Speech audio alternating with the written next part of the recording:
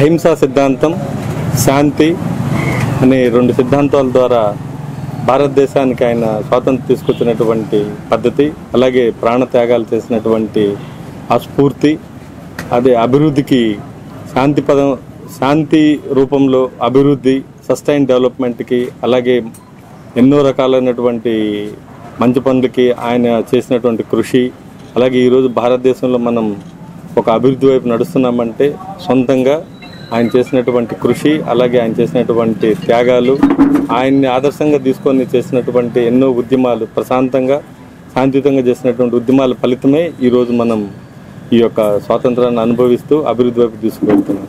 ఆయన జయంతి సందర్భంగా ఈరోజు నివాళులు అర్పించడం మా అందరి అదృష్టం. Thank you.